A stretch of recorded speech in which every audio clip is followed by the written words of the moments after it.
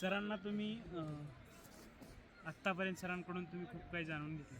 Sir, आपला विषय इथपर्यंत होता की तुम्हाला फिरण्याची आवड आणि तुमच्या एक्सपिरियन्सवरून तुम्ही बाकीच्या पर्यटकांना जे की घरीच बसतात जायचं जायचं म्हणतात, हो. असे बरेच प्लॅन होतात सर. इवन सध्याच्या युवकांमध्ये होतं की हा आपल्याला ह्या ट्रिपला जायचं त्या ट्रिपला जायचं, पण जसं जसं डेट जवळ येईल तसे ते प्लॅन कॅन्सल होतात. हो ना. अशा युवकांना तुम्ही काय सांगू शकाल की का प्लॅन कॅन्सल करू नये? प्लॅन तर कॅन्सल करूच नये. आपण जो विषय आत्ता बोललात किंवा जो मुद्दा आपण बोललात त्याला मी 2 भागामध्ये डिवाईड करेन. माझं वैयक्तिक म्हणणं असं आहे हां. की एक साधारण 200-300 किलोमीटरचा प्रवास असेल तर तो आपण आपल्या मित्रांसोबत किंवा सोलो केला तर ठीक आहे. परंतु जेव्हा मोठा प्रवास असतो लांबचा हजारो किलोमीटरचा, तर मी असं प्रेफर करेन की आपण टूर्समार्फतच जावं आणि त्यातच मधुरिया टूर्समार्फतच जावं. त्याचं कारण असं आहे की एकदा आपण पैसे भरले की पूर्णतः नियोजन लागून जातं आणि आपण फ्री राहतो.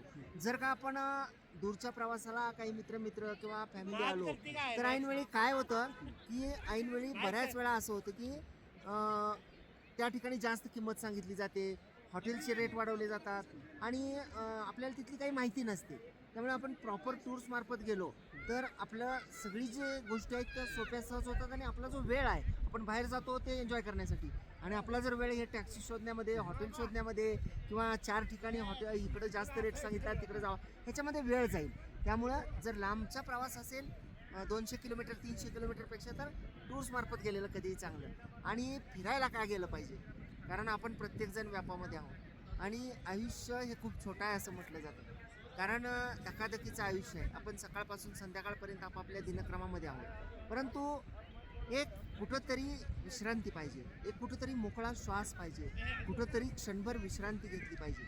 आणि ती क्षणभर विश्रांती जी आहे ती आपण जोपर्यंत स्वतःला एकांत देत नाही, जोपर्यंत आपण या जगापासून कुठेतरी दूर वेगळ्या कंपनीमध्ये वेगळ्या ठिकाणी जात नाही तोपर्यंत ती मिळत नाही. आणि जेव्हा आपण बाहेर फिरून येतो तेव्हा आपण एक नवीन ऊर्जा, नवीन ऑक्सिजन घेऊन पुन्हा आपल्या कामावर परतत असतो.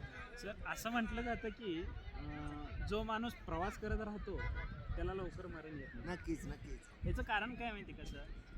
तर हा जो निसर्ग आपण पाहतोय ना, हा जो आनंद आपल्यामध्ये भरलेला आहे, असे एक्सपिरियन्स मी स्वतः तुम्हाला सांगू शकतो. आमच्याकडे एक 3-4 कस्टमर आहेत, वयाच्या 80-82 वर्षापर्यंत आज पण आमच्यासोबत पूर्ण भारतभर फिरलेले आहेत. पण हे असं आहे की सर, काही लोकांना असं वाटतं की आपण आपलं घर सोडून बाहेर जातोय, हे करतोय ते करतोय.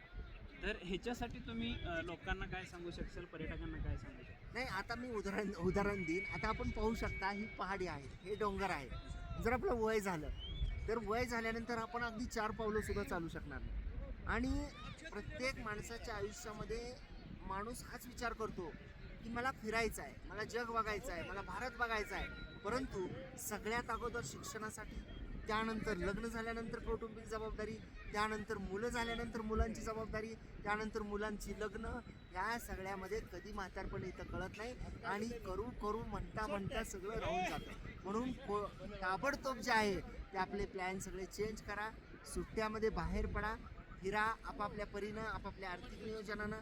परंतु बाहेर फिरल्यानंतर मला स्वतःला एक असा, मी अगदी परदेशात सुद्धा गेलेलो आहे, मला बाहेर फिरल्यानंतर एक गोष्ट नेहमी जाणवते की आपण जेव्हा बाहेर फिरून येतो तेव्हा आपण जे काम करतो, ज्या क्षेत्रामध्ये आपण आहे त्या